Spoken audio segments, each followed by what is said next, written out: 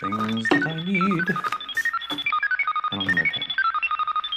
I don't need a pen. Hello, welcome once again to Stuff and Things, where I like to talk about stuff and occasionally even things. I'm your good friend Bradley, and today is a very pleasant Sunday Stuff and Things. And on this pleasant Sunday Stuff and Things, we have stuff and things to talk about, including upcoming videos, things that you can look forward to on Stuff and Things Plays, and working. And then we're going to talk about an interesting subject having to do with the pipe hobby. I've titled this Pipe Hobby Dick Measuring Contests. Please excuse the vulgarity there, but it's basically the best way that I could think of to describe that. And then of course we have your questions, comments, and feedback in hashtag askstuffandthings. So let's get into this. All right, so what can you look forward to on Stuff and Things Plays, and working? Well, first of all, this coming week there will be a first impressions video for this blend. It is Sutliff Paradoxical, blended by Per George Jensen, the last in the signature series Birds of a Feather, all of them blended by Per George Jensen. This is the last one, and they all include really interesting components, things that you don't see all the time in different blends. This one has some rustica leaf in it, a very bold, very strong varietal, and pretty interesting stuff. I've also already recorded the full review of this blend as well. I realized I was getting down to the bottom of the tin, so I should probably do the review soon, so I've done that as well. But the first impressions video will be this coming week. The week after that, I have a very interesting Polaroid camera. I already showed you this one, the Sun 600. This one was from 1981, I think. Has autofocus, built-in flash, uses 600 film, kind of classic box-type Polaroid camera. And I've been getting good shots with it, some good shots. I've been taking pictures when I can. I took it to work the other day. Here's one of my brother. Pretty good. Here's a nice, interesting one with some rebar and some forms in the background. I thought that turned out okay. Here's a nice little self-portrait. I really like the look of these. I think the newest version of the Polaroid film that they're making, even though it still takes a long time to develop, it's pretty good. I really enjoy the colors, and it's been pretty consistent. And I've really enjoyed this camera, but I've become kind of fascinated by the whole Polaroid thing. And so I found another, even more interesting Polaroid camera for a very good price. I didn't know if it would work or not. Got it home. It had some issues, so I sent it away to be refurbished, and I'm very excited to get that back and show it to you. Some of you may know what camera it is if you know anything about Polaroid history.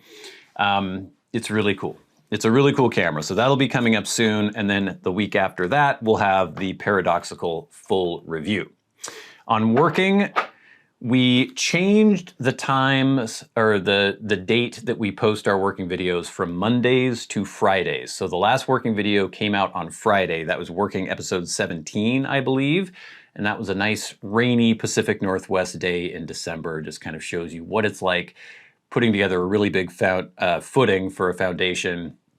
Lots of steel, lots of mud, lots of rain. So check that out if you haven't yet.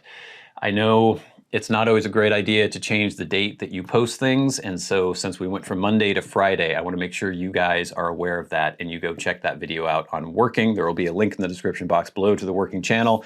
So the next week will be a short, and then the week after that we'll have another full episode on Fridays at 9 a.m. now for working. And then every Monday, Wednesday, and Friday on Stuff and Things Plays, the Legend of Zelda Tears of the Kingdom series is almost finished. Getting really close to the end on that, so check it out. My right eye is twitching. Weird. I'd say I've been having too much coffee, but I filled this up this morning and there's still probably about this much left, so I don't really take in that much caffeine. Brain tumor, maybe? All right, gang, my right eye is still twitching. I don't know if you can notice it on camera, but we're just gonna power through this. I wanted to bring something up. And it came about because of the video I posted a little while back. I believe it was called This Pipe Blend Destroyed Me. It was about a tin of GLP's Fillmore that I got. And when I tried it for the first time, a horrible feeling snuck up on me. Basically from the N in the blend, it got to me before I even knew what was happening. And to me, that was very surprising because that never happens to me. I've had some of the strongest blends out there. I mean, Gawith Brown No. 4 Rope, just all sorts of things that are very, very strong. And I've never had any kind of major effect from that. Sometimes from cigars, and sometimes from, I'm trying to think of anything else. Maybe a couple pipe blends if it's been like first thing in the morning and I hadn't had any food. But this was just the strongest reaction I had ever had, and it just was horrible. And I posted that video. A lot of other people were chiming in about blends that have done that for them, maybe some of the issues that might have been going on with that particular tin. But there was one category of comment that kept cropping up, and that is from people who, I guess, somehow determine their own masculinity by what they can tolerate or their tolerance for N. There's this weird thing that happens sometimes, and it happens probably more rarely in the pipe hobby than it does in other things. But the only way I can describe it is dick measuring contest. So here's a representative comment. This is from @VintagePipesNightmares. This tells a lot about how much of an esser you are. If Fillmore did this to you, he misspelled Fillmore, that GH Darkflake would destroy you. You are not a heavyweight piper. Don't kid yourself. And then he left another comment. Yeah, but you still use softy bits. An experienced piper, God, I hate the term piper, by the way, would enjoy a good mouthpiece. Keeping that huge Chinese rubber in your mouth while S-ing it is very telling about how many pipes you S. Probably you mostly S just for the videos. So, of course, my eyes rolled into the back of my head. I found the whole comment thread ridiculous. In fact, I think I did damage to my eyes because I rolled them so strongly. I sprained them. I had to put eye patches over myself and like convalesce for a while. But this is the kind of comment I'm talking about. And this is the kind of attitude I'm talking about where it seems like no matter what esoteric thing you're into, there's always going to be at least a few guys, and yes, it is always guys, who think they have to somehow measure themselves, measure their manliness, whatever, against other people. And this is a ridiculous compulsion, in my opinion, especially with something like this. I don't care what you tolerate. When you're having a pipe blend, if it knocks you on your ass, if you're just having like Orlik Golden Sliced, who cares? How is that in any way indicative of how manly you may be? And this is what this is about. It's like, oh, I've got one over on you. I can take this blend. You can't take that blend. I don't use rubber bits. The whole thing with the softy bits as well. I get stick for that quite often. I don't care. It's what I enjoy. It feels better for me when I'm smoking my pipe. But I guess these guys would rather have, if they're so manly because they don't use a softy bit, why don't they have their pipe stems carved out of granite, and they can throw those in their teeth. And as they break all their teeth off, they can laugh at all the rest of us losers because we're not manly enough to destroy our mouths by using pure granite mouthpieces. It's just a really weird compulsion. I don't understand it at all. Well, I sort of understand the idea of measuring yourself against other men. It is a sometimes beneficial aspect of masculinity where you may feel this competitive urge, and sometimes it can come out in constructive ways. This is not one of those ways. We don't need people saying, oh, you can only use wooden matches to light your pipe. You should never use a softy bit on your stem. If you can't tolerate this blend, then you're not a real piper. We don't need that within this hobby. We want to be inclusive. Everyone is welcome. Whatever you enjoy, you should enjoy the thing that you enjoy. And you shouldn't be telling other people how they should enjoy their hobby, because at the end of the day, it has nothing to do with you. It has to do with them and what they like and why they are pursuing the thing that they are pursuing. So there's no place for that here. It's just ridiculous.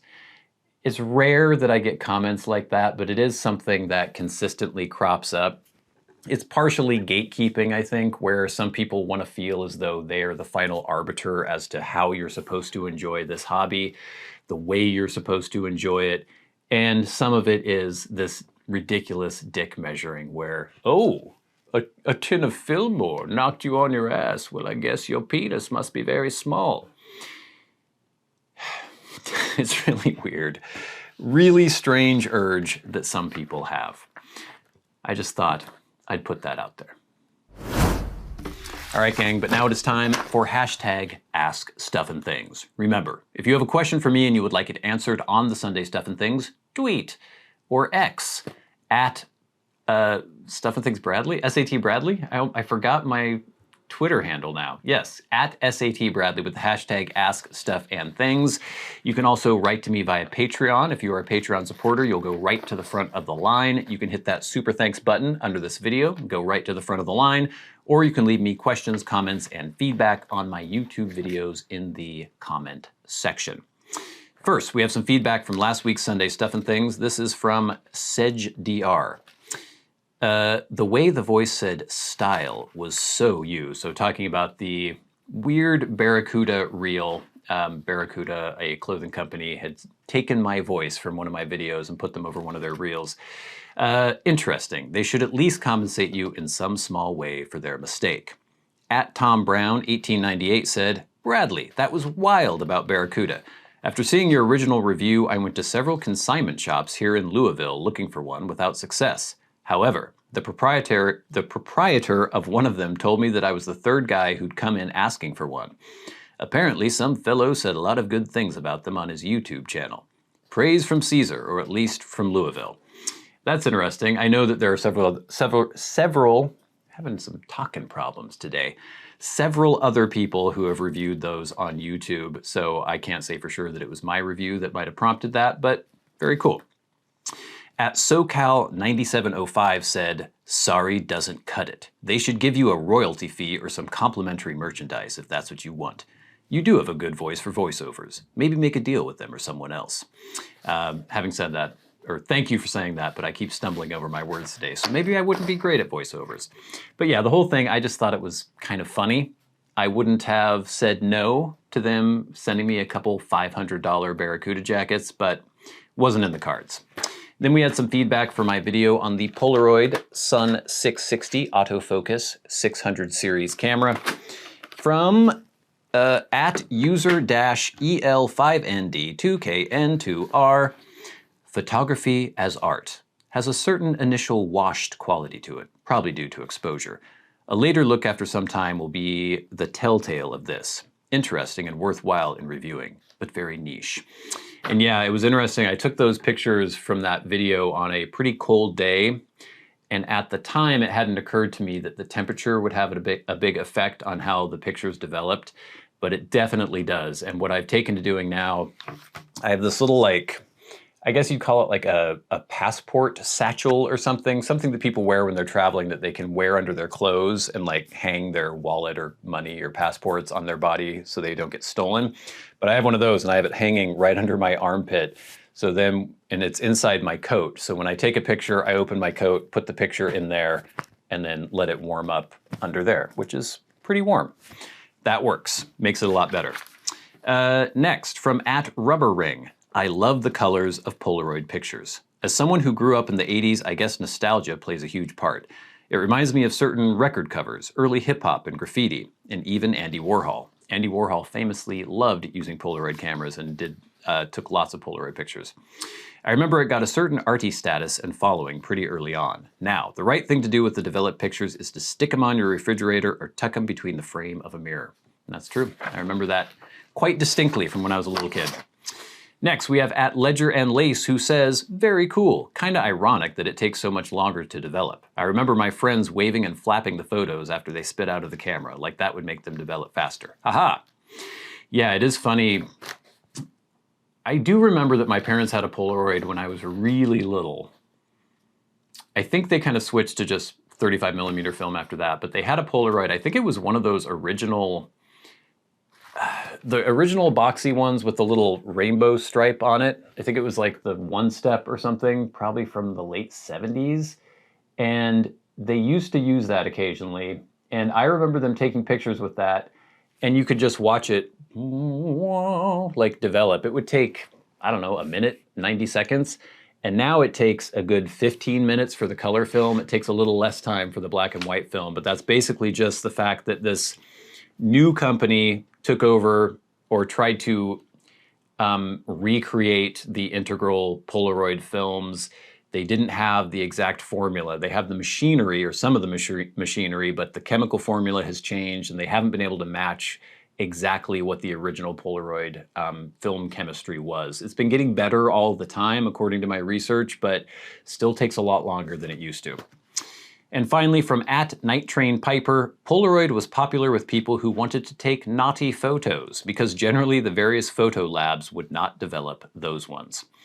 Yeah, that's interesting, and something I didn't really think about, but that makes a lot of sense. Back in the day, before cell phones or anything like that, you wanted to have some nudie pics, and you couldn't take them to the photo mat or the 1-hour photo lab. So yeah, Polaroid makes sense.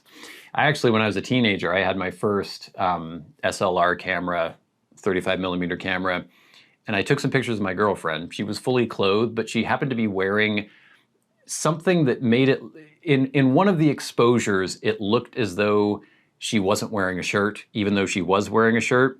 And I had brought in that film pack, and I didn't know what the exposure was looking like, and I wasn't a very good photographer at the time, but it was just her in like a t-shirt. And there was nothing sexy about any of the photos. But when I went in there to pick up my film, the person was like, "We didn't develop one of these."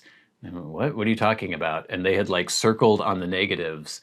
And I realized by looking at the negative, like, oh, they thought that was a naked picture.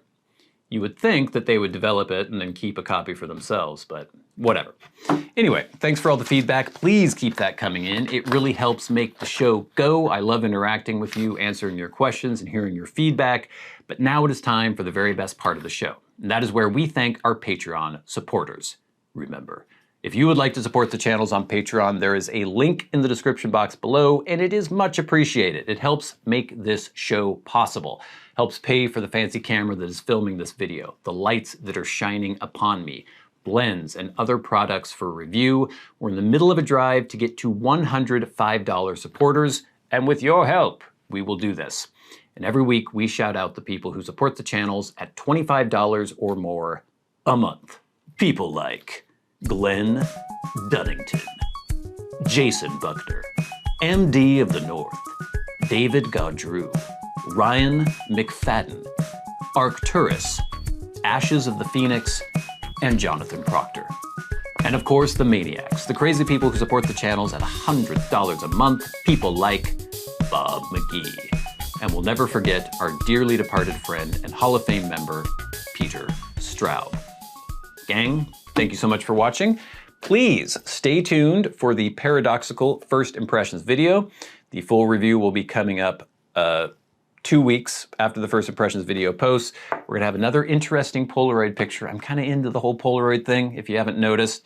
Lots of good stuff coming up on Stuff and Things. On Working, we'll have a short, then we'll have a full video. Please watch episode 17 that posted last Friday if you haven't yet. Go ahead and subscribe as well to Working. Stuff and Things Plays, Tears of the Kingdom series, almost over. But until next time, until we meet again, I've been your good friend Bradley. You've been the audience. This has been Stuff and Things on a very pleasant Sunday. Stuff and Things.